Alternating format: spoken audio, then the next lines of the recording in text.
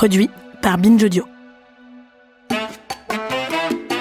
Je suis très heureuse de vous retrouver pour cette 3e saison de Show dedans. Ça a été une aventure et des rencontres incroyables et je vous remercie du fond du cœur de m'avoir accompagnée et d'être toujours là. Il vous est sans doute déjà arrivé de voir passer une belle femme de 50 ou de 60 ans avec des cheveux tout blancs. Peut-être comme moi, vous vous dites « c'est magnifique », mais je suis pas prête à assumer. Trop peur de faire vieille. Elles sont peu nombreuses, en effet, à avoir fait un étendard de cette crinière blanche. Il y a la journaliste Sophie Fontanelle, bien sûr, qui en a fait un livre. Il y a quelques actrices et aussi Tatiana de René. Alors vous vous dites peut-être, Claire, tu vas vraiment nous faire un épisode sur les cheveux là ? Surtout que tu as une écrivaine super. Alors vous me connaissez. Tout ça m'emmène à réfléchir avec vous sur le droit des femmes à vieillir en paix. Avec Tatiana de René, donc, on va parler de ménopause, de romans et de la vie avec des cheveux blancs. Bonjour Tatiana. Bonjour Claire. Je suis ravie de vous recevoir. Ravie d'être comme là. promis, on va parler de vos romans, mais je voudrais d'abord qu'on parle de vos cheveux. Parce que vous avez cette chevelure blanche, magnifique, depuis très longtemps. Et vous m'avez même dit, alors c'était un clin d'œil, vous m'avez dit avant Sophie Fontanelle. Ah oui, bien sûr. Sophie Fontanelle a écrit son magnifique livre, il me semble que c'était en 2016 ou 2017. Ouais. Et moi, on a à peu près le même âge. Et moi, j'ai décidé de faire ce coming out silver en 2001. Donc, j'avais à peine 40 ans, en fait. Et vous aviez déjà des cheveux blancs. Oui, ça a commencé très tôt, c'est héréditaire. J'ai eu mon premier cheveu blanc, je devais avoir peut-être 19 ans. Mm-hmm. Et effectivement, ça a été tout de suite un problème parce que on peut pas avoir des cheveux blancs jeunes, soi-disant. Ce qu'il faut d'ailleurs, en plus. On peut tout à fait les avoir, mais il y a, à cette époque-là de ma vie, on m'avait vraiment fait comprendre que, mais non, tu dois te teindre les cheveux, c'était une injonction. Donc j'ai commencé à les teindre très tôt. Mm-hmm. Et je suis rentrée dans cette spirale de teinture qui a duré peut-être 10 ans, 15 ans. Donc à la trentaine, quarantaine, quoi. C'est ça. Ouais. Et tout d'un coup, je me suis dit, mais j'en ai un peu marre. En plus, ça repoussait. Il y avait ça de racines. En plus, ça fait négliger quand il y a des racines. Ouais. Donc, j'étais vraiment coincée là-dedans. Et puis, à l'époque, je précise, personne n'avait les cheveux blancs, à part peut-être Elisabeth Quint Oui, la présentatrice d'Arte. et Annie Lemoine. Ouais, qui est aussi une présentatrice. Voilà, mais on était un peu seuls là-dedans. Et donc, j'ai décidé d'affronter le regard familial, le regard amical, le regard professionnel. Et la repousse a été douloureuse, difficile. Donc, je vous préviens, si c'est votre cas, accrochez-vous. Ce n'est pas évident. Mais C'est-à-dire la période de transition, oui, c'est ça, entre c'est guillemets. la repousse. Ouais. En fait, c'est long. Avant que les cheveux prennent leur couleur C'est ça. blanche, ouais. C'est très, très long. Et là, vous subissez un peu le regard des autres. Mais je pense qu'aujourd'hui, les choses ont beaucoup changé et que c'est plus simple pour les femmes de faire ça. Il y a même des groupes sur Facebook privés où il y a énormément de femmes de tous âges qui viennent parler de leur transition, parce que c'est comme ça que ça s'appelle. Et je pense qu'aujourd'hui... C'est dingue quand même. Oui. C'est chargé de sens quand même. Mais bien transition, attention, vous allez passer d'une couleur de cheveux non blanche à des cheveux Donc gris, je pense qu'aujourd'hui, on fait moins de remarques quand même à une femme qui a des cheveux blancs. Une femme, on va dire, jeune de 30 ans ou de 40 ans, on lui ferait moins de remarques, je pense, aujourd'hui que quand j'ai commencé. Ouais. Et là, j'en ai eu de toutes les couleurs. Mais quand même, le fait qu'il y ait des groupes Facebook de soutien, parce que ça, c'est vous qui me l'avez appris, ça montre à quel point c'est pas une évidence du tout Non. d'assumer ses cheveux blancs. Non, même quand ce on n'est vieillit. pas une évidence du tout. Et franchement, aujourd'hui, je ne le regrette pas. Peut-être que ça me vieillit, mais je m'en fiche Mais complètement. non, c'est sublime en fait. Non, mais C'est très beau. peut-être que ça me vieillit et qu'on se dit, mais quel âge a cette dame ? Elle a 70 ans, elle a 75 ans. I don't really care. Je me dis que d'abord c'est moi, et ensuite c'est un statement. C'est un vraiment... manifeste. C'est ça, c'est Ouais. un manifeste. C'est-à-dire, et ce n'est pas du laisser aller. Ce n'est pas parce que on a des cheveux blancs qu'on se laisse aller, qu'on n'est pas coquette, qu'on prend pas soin de sa peau, de son corps. Mais maintenant, il y a plus en plus de femmes qui ont les cheveux blancs, et même dans la mode, on voit des mannequins qui ont les cheveux blancs. Donc aujourd'hui, je pense que c'est quelque chose de plus simple, même si j'avoue que de temps en temps, je croise des femmes qui m'arrêtent dans la rue et qui me disent « mais j'aimerais j'aimerais tellement faire comme vous, mais je n'ose pas parce Ouais. que mon mari, parce que mes enfants, Exactement. parce que mes amis. Et Moi, je vous fais cette confession, c'est la même chose. Hein. Alors peut-être parce que je me dis ça va être gris, ça va être moche, ça va pas être comme vous, oui, non, cette mais attendez, espèce de blanc somptueux. au début, c'était gris. Ouais. Et c'était assez spécial. Mais c'est une couleur, en fait. Et vous ne pouvez pas savoir de quelle couleur ça va être tant que vous n'avez pas essayé. Et il faut vraiment laisser pousser pour voir comment ça va avec votre peau, etc. Moi, je pense que ça vous irait très bien. Et bien, Vraiment. prochaine étape alors. Et ce qui est intéressant, Citatena, c'est que vous voulez porter long. Et Oui. c'est pas anecdotique parce que souvent, à partir de 50, 60, on dit aux femmes, vaut mieux tout couper, comme si on pouvait Mais pas oui, garder ces ça attributs de m'énerve. féminité, de Ça cheveux m'énerve. longs. Et là, je suis en train de les laisser pousser parce que j'ai envie de faire un effet chignon. Parce Ouais. que je trouve que c'est assez joli, Très les joli. chignons. Mais je ne sais pas encore les faire, mais je vois qu'il y a des tutos sur TikTok. Donc, je pense qu'on peut avoir les cheveux blancs ou gris longs. Et qu'après tout, c'est d'abord le regard que vous posez sur vous-même, d'acceptation. Peut-être qu'il y a des jours où, effectivement, où vous pouvez vous dire « Oh, ça me vieillit, oh, ça me fatigue ». Mais de toute façon, il y a bien un jour où vous allez devoir prendre la décision. À moi, il y a des femmes qui sont blanches jusqu'à dans leur blondes ou brunes jusqu'à dans leur cercueil. Dans ma famille, il y a des femmes avec très âgées. Quelques petits artifices alors. Mais c'est ça. Oui. Donc, il y a un moment où toute femme, et peut-être tout homme d'ailleurs, se pose cette question de « Mais est-ce que je vais me teindre les cheveux toute ma vie ? Est-ce que je vais être coincée là-dedans ?» C'est un esclavage en plus. Hein. Mais oui, puis c'est pas bon pour les cheveux. Donc, en fait, une fois que vous avez pris cette décision, une fois que vous avez passé par la repousse pénible, bon, vous vous débrouillez, vous coupez peut-être un peu plus court, vous mettez les chapeaux, enfin bref. Tout d'un coup, vous allez voir qu'en plus, il y a une espèce de sororité Ah oui, avec les Silver Sisters, comme on s'appelle. c'est joli. Quand vous croisez une femme qui n'est pas teinte, qui a les cheveux longs et blancs dans la rue, c'est comme un appel de phare, en fait. Ah, c'est drôle. On se reconnaît. Ouais. On se fait un petit sourire. Et on se reconnaît entre femmes qui assument. Qui assume. Qui assument de vieillir, qui assument de vieillir. Ouais. Moi, je vous dis honnêtement, je n'ai pas peur que mes cheveux blancs, peut-être qu'on pense effectivement que je suis beaucoup plus âgée, ce n'est pas grave pour moi. Ce n'est pas un problème. J'ai bientôt 64 ans. C'est écrit partout, sur Wikipédia, donc je ne vais pas commencer à mentir sur mon âge. Je me dis, quand on a les cheveux blancs depuis longtemps et qu'on va les garder jusqu'à la fin, finalement, on ne sait pas très bien quel âge on a. Et pourquoi, d'ailleurs, est-ce qu'on devrait toujours mettre un âge pourquoi est-ce qu'on est obsédé par l'âge, au fond ? Pourquoi est-ce qu'on dit « Ah, elle a tel âge, ses cheveux la vieillissent » ou alors et on en vient au débat de la chirurgie esthétique. C'est le step d'après, en fait. Pourquoi on en fait ? Pourquoi on n'en fait pas ? Et j'ai envie de vous dire que les femmes qui se teignent les cheveux, c'est leur droit. Comme les femmes qui font de la chirurgie esthétique, c'est leur droit. Moi, j'ai choisi de ne pas me teindre les cheveux et ne pas faire de chirurgie esthétique. Peut-être que je fais plus âgée. C'est un risque que je prends, mais ça n'entame pas une sérénité que je voudrais avoir vis-à-vis de moi-même, c'est-à-dire de pouvoir regarder dans la glace et accepter cette femme vieillissante qui vient sans me dire « je dépose les armes et ma vie est finie ». Je pense que vous faites énormément de bien à nos auditrices. J'espère. Qui se disent moi je pourrais jamais le faire ou qui voient avec horreur leur chevelure devenir gris. Je pense que ça fait du bien d'entendre des femmes comme vous dire ça. Et on va parler tout à l'heure du Festival de Cannes parce que vous avez monté les marches, vous étiez absolument resplendissante. Mais c'est là où vous avez vu la différence effectivement avec les injonctions du métier, notamment dans le cinéma. Mais juste, parce qu'on va reparler de ça après, je voudrais quand même qu'on revienne à votre jeunesse parce que lorsqu'on s'est parlé pour préparer cet entretien, vous m'avez dit, dans ma famille, on est un peu obsédé par l'apparence, etc. Et donc cette histoire de cheveux, en fait, ça devenait très important et on me faisait des remarques sans arrêt. Il fallait se mettre dans une sorte de moule, en fait, esthétiquement. Oui, c'est vrai que quand j'ai commencé à avoir ces fameux cheveux blancs, qui sont héréditaires d'ailleurs, je vous signale, on m'a fait comprendre qu'il fallait quand même que je les teigne, parce que tout le monde était teint dans ma famille. Ah ouais. Tout le monde a les cheveux teints. Je suis pratiquement la seule à pas avoir les cheveux teints, encore aujourd'hui.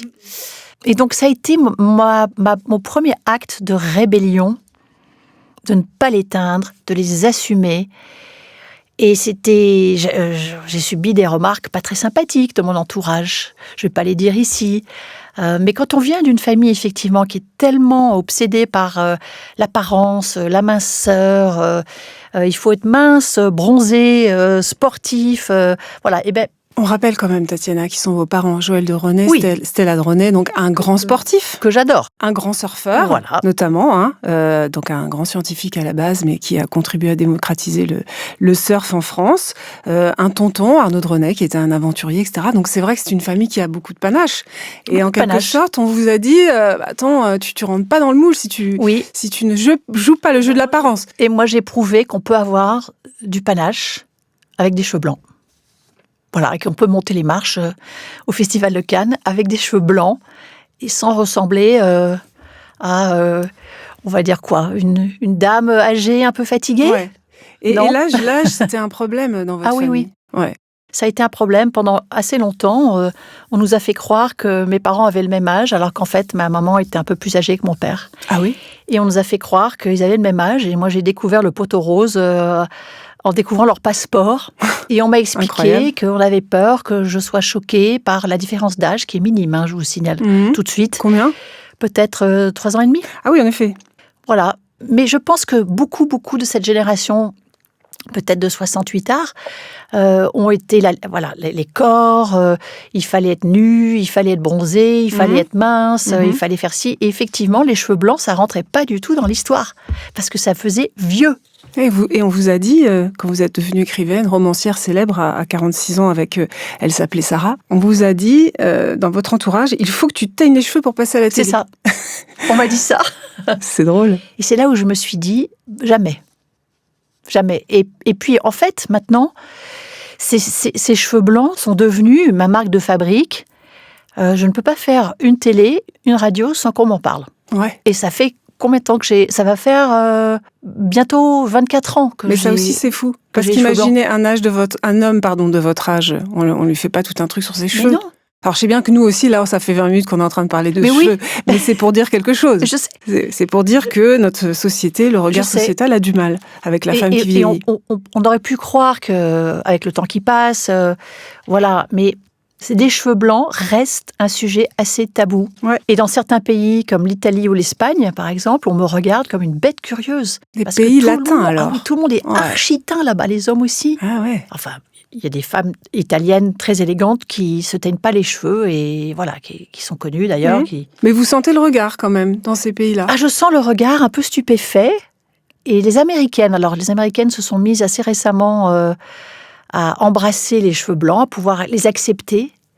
Et d'ailleurs, sur Instagram, des vidéos incroyables d'Américaines aux cheveux blancs d'un certain âge, magnifiques. Et c'est une façon de porter ses armes, en fait. Mm-hmm. C'est faire partie d'un club. Moi, j'aime bien faire partie de ce club. Et sur cette page Facebook dont je vous parle, qui s'appelle, je crois, Cheveux gris et cheveux blancs, il y a des encouragements, il y a des femmes qui doutent, elles posent des photos, les gens répondent « mais non, allez-y, ça va bien vous aller », c'est formidable. Ouais, ça devient un truc militant. Très bienveillant, oui, ouais, mais bienveillant. Militant. Alors vous êtes franco-britannique, hein, vous revendiquez Indeed cette double nationalité. D'ailleurs, vous n'avez pas envie de choisir parce qu'elle vous constitue toutes les deux. Est-ce que avoir ce côté brit, ça vous aide à prendre du recul parce que on a moins peur des looks un peu plus affirmés? C'est vrai. C'est vrai que moi qui ai passé beaucoup de temps en Angleterre, j'ai fait mes études là-bas et j'étais punk à l'époque. Alors on a du mal à le croire quand on me voit aujourd'hui, mais j'étais une... C'est la vraie punk avec la crête? Oui, la vraie punk avec la crête et tous les trous dans les oreilles et le blouson en cuir avec écrit « No Future », etc. Et c'est vrai que j'ai remarqué que les Anglais, ils ont ce côté un peu détaché. On vous scrute pas comme ça dès que vous arrivez quelque part. Il y a beaucoup d'humour aussi. Il y a beaucoup d'humour. Les Anglais ont peut-être un humour un peu plus assez particulier d'ailleurs. Donc je pense que alors les choses ont changé aujourd'hui. Hein. Maintenant avec l'avènement d'Instagram, la chirurgie esthétique, je pense qu'on est devenu, on a une espèce de c'est tellement important maintenant comment on est physiquement. Et ça fait des ravages d'ailleurs sur des femmes beaucoup plus jeunes qui se posent déjà des questions à l'âge de 25-30 ans sur leur chirurgie esthétique. Donc pour elles, les cheveux blancs, je pense que ça doit être un cauchemar. Inimaginable, ouais. Donc c'est vrai qu'on n'a pas l'impression forcément qu'on aille dans le bon sens avec les générations qui arrivent là et qui sont effectivement très dans le Oui. paraître. Bon, enfin, on va pas faire c'était mieux avant, Non, gna, non. gna, gna, gna, voilà.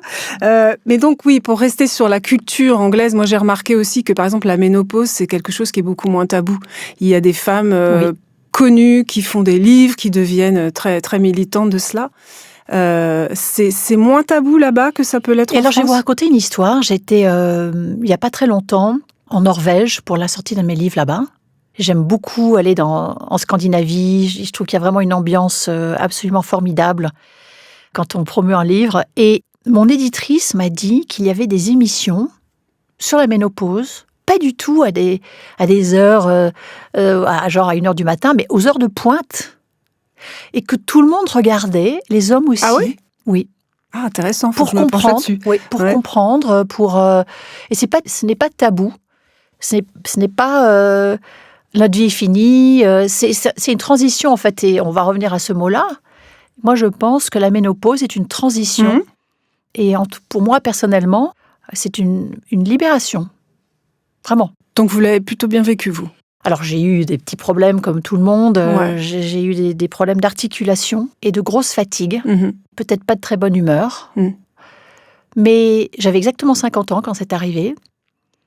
Mais après, je me suis sentie très libérée de beaucoup de choses. De plus avoir les règles, par exemple, qui étaient cauchemardesques pour moi et difficiles. Mhm. Je me suis sentie... J'avais l'impression que j'avais mué, en fait. Et j'ai Comme un commencé papillon, quoi. Oui, j'ai commencé à me sentir vraiment mieux à 50 ans qu'à 40. Et je me sens définitivement mieux à 60. Alors ça, c'est un grand motif d'espoir, parce que vous parliez de transition. Oui, et c'est donc vrai que la j'attends avec transition, impatience mes ouais. 70. D'ailleurs, je dis souvent que j'ai déjà 70 ans, un peu par culot. Les gens disent « Oh, vous êtes bien pour 70 !» Mais en fait, je les attends avec impatience. Et quand je vois des femmes comme Meryl Streep, par exemple, ou Helen Mirren, qui en a 80, qui sont des icônes flamboyantes et qui en plus ne sont pas... Elles ont peut-être fait faire de la chirurgie esthétique, mais elles se C'est ressemblent. léger. Ouais. Oui. Mm. Je me dis, moi j'ai encore peut-être des années flamboyantes devant moi, avec la Et donc tête que j'ai. ça vous angoisse pas de vieillir, de perdre votre beauté? Parce que pour beaucoup de femmes, cette transition-là, c'est ça qui est difficile. C'est de dire adieu à sa jeunesse, en quelque sorte. Alors, je vais vous faire une confidence, puisque nous sommes entre nous. J'ai été une adolescente extrêmement complexée. J'ai beaucoup souffert de TCA, troubles du comportement alimentaire. Ça m'a pourri la vie pendant 20 ans. Je me suis fait vomir pendant 20 ans pour rester mince. J'en ai parlé que très récemment. Ça a été là aussi une sorte de coming out pour moi. Et je me rends compte que nous avons été beaucoup de femmes à souffrir de ce problème de ne pas s'accepter, de se voir comme toujours un peu trop ronde, etc. Donc, quelque part, j'ai appris à poser un regard apaisé sur moi-même et de ne pas me prendre au piège du regard que les autres pourraient poser sur moi. Parce que je pense que c'est ça, en fait, le début du mal-être, c'est se projeter sur comment on pense que les autres vous voient. Donc, je ne sais pas si je réponds exactement à votre Si, question. complètement. Mais je pense que Donc en fait, on souffre à 30 ans, 20 ans, Ah, mais c'est terrible. Moi, du regard des autres. Mais j'étais une adolescente, une jeune femme très complexée, en fait. Je ne m'aimais pas. Je ne pouvais même pas aller... Il y a des étés où je ne pouvais pas aller sur la plage, alors que je n'étais pas ronde. Donc, en fait, quelque part, je rattrape le temps perdu et je me fiche éperdument de ce qu'on pourrait penser de mes cheveux, de mon corps. Je m'en fiche. Et d'ailleurs, de toute façon, on parle souvent du fait que les gens ne vous regardent plus à un certain âge. C'est vrai. On devient invisible. Mais moi, ça ne me dérange absolument pas. J'ai toujours trouvé le regard masculin très lourd. Ça m'a toujours déplu qu'on me regarde avec insistance, qu'on me déshabille du regard. Je n'ai jamais aimé ça. Ça ne m'a jamais fait kiffer du tout. Et donc, d'être libérée de ce regard masculin lourdeau a été aussi une libération. Et maintenant, si on me regarde, soit c'est parce que quelqu'un, ça arrive de temps en temps, a lu un de mes livres et voudrait me le dire, soit c'est parce qu'on dit « j'adore vos cheveux » sans savoir qui je suis. Bah voilà, on y revient. On revient aux cheveux. Ou alors on ne me regarde pas et c'est merveilleux. L'important, c'est que l'homme de ma vie me regarde. L'important, c'est que c'est lui, en fait. C'est pour lui que j'ai envie d'être belle. C'est lui j'ai lu dans une interview qui disait que vos cheveux, c'était poivre et sexe, oui, c'est ça? Alors maintenant, il n'y a plus beaucoup de poivre, c'est devenu totalement sexe. J'adore Tatiana. Vous parlez de libération, ça fait du bien. Je pense que ça fait vraiment du bien mais c'est un long chemin. Ouais. Et j'ai envie de vous parler juste une minute de Jodie Foster, qui a exactement mon âge. Et elle disait à un moment, dans son français parfait, « La soixantaine est un super pouvoir, parce qu'on est totalement libéré du regard qu'on pose sur vous, de ce qu'on peut penser de vous. Et c'est merveilleux. » Et donc, merci Jodie Foster. J'ai gardé cette petite vidéo et je la regarde avec son magnifique visage, ses jolies rides d'expression, ses belles dents, elle est superbe. Donc voilà, Jodie Foster est mon modèle. Et ouais, on comprend, c'est vraiment une actrice géniale. Alors, on va parler de vos romans parce que vous avez une actualité forte en cette rentrée. C'est un de vos romans qui paraît au cinéma. Alors, c'est pas le premier, mais en l'occurrence, c'est Les Fleurs de l'ombre qui devient Dalloway au cinéma. Et quand je vous ai demandé, avant cet entretien, quel personnage pourrait m'aider à mieux vous connaître, vous m'avez dit Clarissa, justement, dans Les Fleurs de l'ombre. Elle est celle qui me ressemble le plus, avez-vous dit. C'est votre double ? Alors non, pas vraiment dans le sens où je ne me mets jamais dans mes livres, ça va peut-être venir un jour, j'essaierai peut-être l'autofiction. Mais Clarissa est franco-britannique comme moi, et j'avais envie de parler de ce que c'est que d'écrire et de penser dans deux langues, parce que c'est très particulier au fond, et d'appartenir à deux patries, en plus qui détestent, qui aiment se détester, on va dire, qui sont ennemis héréditaires. Donc je lui ressemble pour ça, et elle a un côté un petit peu parano que je lui ai donné, puisqu'elle va emménager dans cette résidence artistique hyper surveillée, et elle va être persuadée qu'on l'espionne pour lui pomper sa matière grise. Et cette paranoïa, moi je l'ai, vis-à-vis de l'IA, bien sûr, comme beaucoup d'écrivains. Et puis, elle a un côté très rebelle, Clarissa. Elle va quitter son mari qui a fait un truc épouvantable. Alors ça, c'est pas dans le film, mais c'est dans le livre. On va pas spoiler alors. On va pas dire ce que c'est, mais c'est très très dur. Ouais. C'est très très dur. Et donc, elle a un côté badass que moi j'aime bien. Donc c'est en ça qu'elle me ressemble. Et puis, c'est aussi une héroïne assez âgée. On la suit pendant toute sa vie. On commence à la suivre, elle a 30-40 ans, et puis à la fin du livre, elle en a 70. Et je me souviens, Claire, qu'on m'avait dit « Ah, mais elle peut pas avoir 70 ans, tu peux pas le dire, ça fait trop vieux. Ah ouais. Personne va s'intéresser à une héroïne de 70 ans. » Et ça m'avait tellement énervée que du coup, j'ai pas mentionné son âge. On peut le calculer très rapidement à partir de quelques dates. Le livre se passe en 34. En 2034. En 2034, oui. En 2034. Mais ça m'avait tellement énervé qu'on puisse me dire « Tu ne peux pas avoir une héroïne de 70 ans alors qu'elle est rebelle. » C'est très intéressant ce que vous dites. Mais ça m'énerve. Pourquoi est-ce qu'on devrait... Parce que j'allais vous dire, c'est vrai qu'il n'y a pas énormément d'héroïnes de cet âge-là au centre d'un roman. Mais non. Et que donc, grâce à vous, il y en a une aujourd'hui. Mais oui, il y en a une, et puis... Comme si les femmes de 70 ans n'intéressaient plus personne. Mais c'est faux, faux. Puis regardez Gisèle Pellicot, qui nous a tellement bouleversés. Je trouve ça absolument lamentable de dire qu'une femme, dès qu'elle a passé 70 ans, ou 60, on va dire, devient inintéressante. C'est absolument faux. Et alors, c'est très drôle. Donc, ce film tiré des Fleurs de l'ombre Dalloway sort le 17 septembre au cinéma. C'est Yann Gozlan, le réalisateur de Boîte Noire, qui l'a adapté, avec Cécile de France, dans le rôle de votre héroïne. Oui. Alors, on va pas critiquer ce choix-là, mais quand même, ça dit quelque chose sans doute du cinéma. C'est-à-dire qu'elle n'a pas 70 ans. Non, mais ça, il a fallu aller chercher une femme de 20 ans de moins. Vous savez, c'est pas la première fois que ça m'arrive au cinéma. On a pris toujours des actrices plus jeunes que les rôles de mes héroïnes. Ça dit beaucoup de choses aussi. Beaucoup de choses. Et donc, ce qui est merveilleux avec Cécile de France, c'est que d'abord, elle incarne parfaitement cette Clarissa blessée pour plein de raisons. Le film prend beaucoup de liberté avec mon livre et je le trouve excellent. Et il a raison de le faire. Et donc, cette Clarissa, elle est blessée pour d'autres raisons. Elle est très convaincante. Elle est très émouvante. Le film est glaçant. En fait, il prend le propos de mon livre qui est « Méfions-nous de l'IA ». Je vais pas spoiler, mais accrochez-vous, c'est un film magnifique et elle est magnifique et très très crédible dans ce rôle de cette romancière perdu et qui va être grignoté petit à petit par son IA. Et alors, oui, vous en avez fait... Enfin, la fin, il y a quand même une note d'espoir, alors Mais que oui. le bouquin, c'est la dystopie totale. Moi, j'avais fait une note d'espoir, une fin ouverte qu'on m'a reproché aussi, parce que certains lecteurs veulent avoir tout écrit, tout... Alors, j'ai beau expliquer, en plus, ce livre se déroule dans le futur. Je n'ai pas toutes les réponses, mais je voulais simplement que Clarissa soit apaisée à la fin de mon livre. À la fin du film, c'est une autre histoire. C'est ça. Et d'ailleurs, on se demande si vous ne seriez pas un petit peu devin à vos heures, parce que vous avez souvent écrit des choses qui finissent par se produire. Donc, je sais. Là, vous parlez d'attentats vraiment qui rasent quasiment tout le 7e, le quart de Paris. Vous parlez des fleurs et des plantes qui ont disparu, de canicules. Abeilles. Bon, on espère que ça arrivera pas tout de suite. Mais vous avez quand même donné une note d'espoir. C'est ce qu'attendent vos lectrices et vos lecteurs, vous pensez ? Après ce livre-là, il fallait vraiment que j'ai une fin lumineuse. Alors, encore une fois, les fins ouvertes ne plaisent pas à tout le monde. Moi, je tiens ça de ma chère Daphné du Maurier. Ouais. Donc, je continuerai à en faire.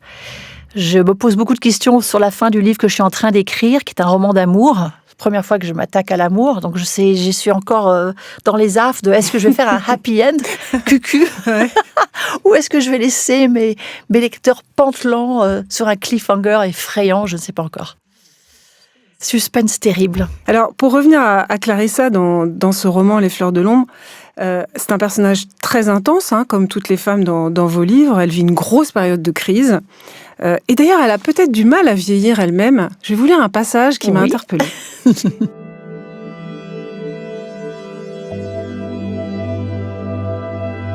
Il l'avait regardée attentivement, comme pour la première fois. Clarissa savait ce qu'il pensait. Qu'elle avait dû être belle autrefois. Elle l'était encore, curieusement. Pourquoi curieusement ? Parce que je me mets dans la peau du jeune homme qui la regarde et qui se dit, une femme de 70 ans ne peut pas être belle. Alors qu'évidemment, Clarissa est belle. Bien sûr qu'elle l'est. Mais c'est encore une fois, rousse aux yeux verts. Elle se teint les cheveux. Elle a les yeux bleus. Elle se teint les cheveux, donc elle a du mal peut-être en roux. À s'assumer, elle. Ouais. Elle veut pas avoir les cheveux blancs, elle explique. Non, mais ça me rappelle... Alors, l'actrice Valérie Caprisky est venue à votre place dans Chaud dedans. Elle m'a dit que les scénarios pour les femmes de plus de 45 ans regorgent de ce cliché, justement, scénaristique. Une femme d'un âge mûr, on voit qu'elle a été belle. C'est affreux, cette phrase. C'est horrible. Non, mais comme si on ne pouvait pas être belle, effectivement, vous le dites. Non, mais c'est horrible. À 40, 50 non, mais ans, 60. Je reviens sur Helen Mirren. Quand même, que j'ai beaucoup posté des stories sur elle récemment parce qu'elle est tellement époustouflante. Quand elle arrive quelque part, d'abord, elle a une silhouette de dingue, elle porte des robes absolument incroyables, et puis elle a cette espèce d'assurance, de côté coquin. Et puis, à un moment, elle a fait une interview il n'y a pas très longtemps où elle dit « J'en ai marre, j'ai 80 ans, et j'en ai marre que les jeunes journalistes disent « I'm sweet ». Que je suis gentille. Mignonne. Elle me dit « I'm not sweet ». C'est ça, c'est l'image de la grand-mère, quoi. Bah oui. Comme si on ne pouvait pas avoir un peu plus de nuances que ça, même quand donc, en fait, je pense que tout ça, c'est une histoire un petit peu aussi d'une certaine rébellion. Il faut avoir ce petit courage en soi de se dire je ne suis pas comme les autres. Je me démarque. Peut-être que ça choque, peut-être que ça dérange, mais c'est comme ça. Et peut-être que vos idoles vous y aident, parce que vous citez très souvent Virginia Woolf et Patti Smith. Oui, exactement. Ce sont des femmes qui se sont affranchies très vite des injonctions Absolument. De beauté, d'esthétique, Absolument. de bonne conduite. Absolument, elles m'aident et elles sont, j'ai des photos d'elles dans mon bureau.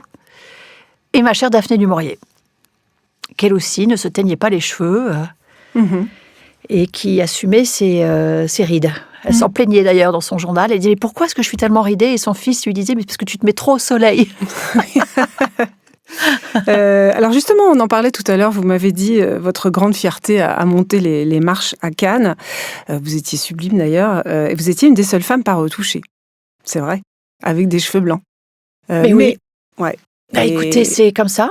Donc il y avait une fierté chez vous, vous disiez je vais pas dire que c'est une fierté. Différente. Je vais dire que c'est une espèce de... comme une satisfaction, en fait, de me dire, ce n'est pas parce qu'on a un certain âge, qu'on n'a pas fait de chirurgie esthétique. Bon, la robe a beaucoup aidé, Pour la montée des marches. Oui, C'était une robe sublime, Sublime. prêtée par un grand couturier. Ouais. J'ai aussi eu la chance d'être coiffée, d'être maquillée par une équipe charmante. Donc tout ça, ça aide beaucoup. Mais c'était un moment merveilleux pour moi parce que d'abord, oui, vous l'avez dit, j'ai des films adaptés, mais je n'ai jamais monté les marches. C'est un moment complètement incroyable de monter les marches. Et j'aime le film de Yann Gosselin, donc je veux l'encourager, je veux porter ce film. Ça reste un souvenir assez incroyable pour moi quand j'ai des journées de blues où je doute de ce que je fais, ce qui arrive quand même très souvent, parce que je doute beaucoup de mon travail, surtout en arrivant à la fin d'un roman. Ouais. C'est le pire moment où on se dit « mais mon Dieu, qu'est-ce que j'ai fait ? Est-ce que ça va être intéressant ?»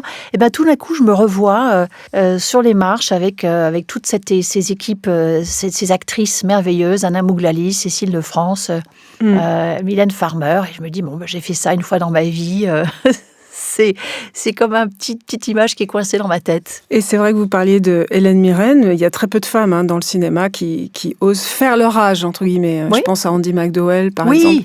Vous avez vu l'espèce de hype autour de Pamela Anderson aussi, qui ne se maquille plus. Mais c'est merveilleux, elle est tellement jolie. Mais oui, mais en même temps, on dit, mais quel courage extraordinaire, encore une fois, comme si se montrer...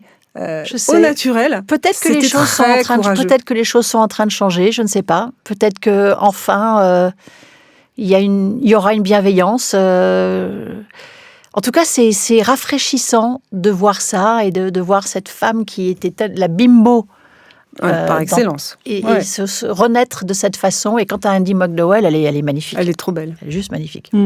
Alors, il y a une chose qui a disparu du film. Effectivement, je veux pas trop dévoiler ce qui se passe dans le roman, mais c'est le sexe avec une intelligence artificielle. Oui. Ça existe déjà. Il y a des robots qui sont très bien faits. Bien sûr. Vous savez, j'ai écrit ce livre il y a 5 ans, mais on a été rattrapé par beaucoup de choses. Et c'est comme ça que vous voyez ce monde-là, ultra-individualiste, la misère sexuelle qui nous guette. Mais vous savez, j'ai lu un article assez triste, il n'y a pas très longtemps, sur le fait que aujourd'hui, la libido des gens est en berne depuis le Covid, je ne sais pas très bien pourquoi, mais bon. Et que les jeunes, beaucoup préfèrent, soit ils ont des applications, soit beaucoup de gens restent chez eux avec leur téléphone, alors on peut imaginer ce qu'ils font avec. Oui, c'est triste ce monde moderne et un peu froid, où il n'y a pas vraiment de contact humain finalement, tout passe par un écran.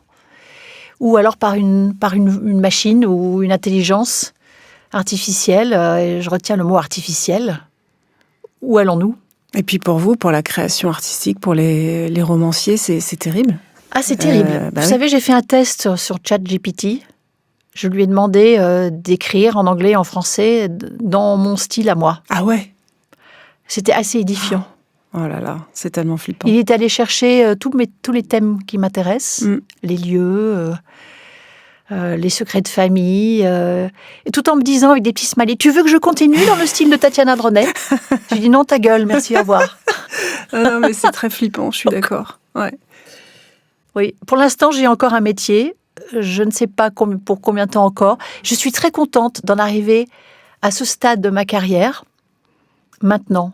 Je trouve que pour les jeunes écrivains qui se lancent, ou même tous les artistes qui se lancent maintenant, avec l'IA qui empiète sur tout, sur comment on crée, ça doit être assez terrible. Et je trouve que ça pourrait affecter notre façon de travailler et de créer. Et pour l'instant, moi, mon cerveau, il fonctionne encore. Et donc, je ne cherche pas à le stimuler avec l'IA.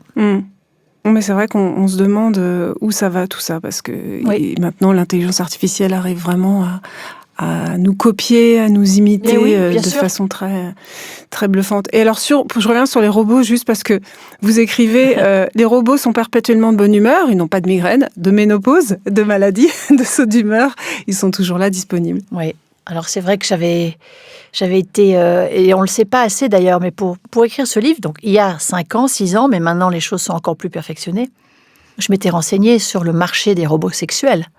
C'est assez terrifiant. Et maintenant, vous rajoutez l'IA là-dedans. Et vous pouvez imaginer ce que ça fait aussi à l'industrie de la pornographie et ce qu'on peut engendrer et imaginer comme image, tout en se mettant soi-même en scène, par exemple. Donc ça ouvre des portes très, très dérangeantes sur Que va devenir notre sexualité? Je ne sais pas. Ouais. Je serai plus là pour le voir. Et ça pose question aussi sur quelle image de la femme est-ce que ça véhicule, parce que ces robots ils sont forcément soumis, Bien sûr. ils acceptent tout parce qu'ils sont là pour faire plaisir en fait. Mais et donc après, face à une vraie femme... Je ne sais pas si vous vous souvenez, il n'y a pas très longtemps, il y avait un hôtel très particulier à Paris qui proposait des chambres avec des robots sexuels. Ah non, ça m'a échappé. Ça m'avait beaucoup choquée. Et en fait, il a fermé aussi et surtout parce que les gens demandaient le robot qui ressemblait à une petite fille.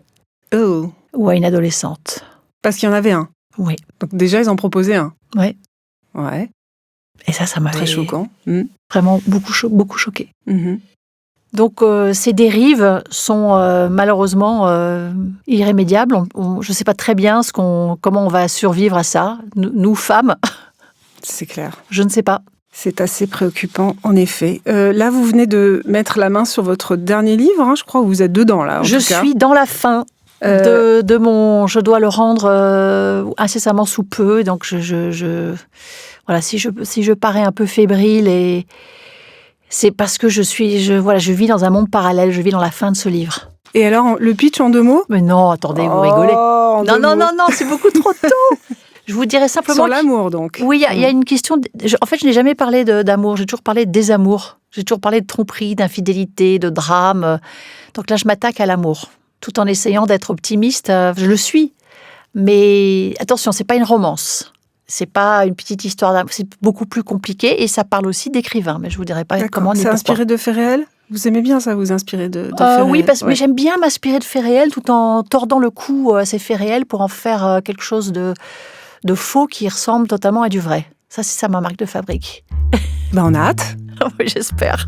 Merci. Merci beaucoup, Tatiana Dronnet, d'avoir inauguré la 3e saison de Chaud dedans. I'm very proud. C'était vraiment un moment d'échange passionnant. N'hésitez pas, évidemment, chers auditeurs, chères auditrices, à vous abonner, à nous laisser des commentaires et des étoiles, s'il vous plaît, sur les plateformes de diffusion. Et n'hésitez pas à me laisser des messages également sur le compte Instagram du podcast. Ça me permet de mieux vous connaître, entre autres. En attendant, passez une très bonne semaine et prenez soin de vous.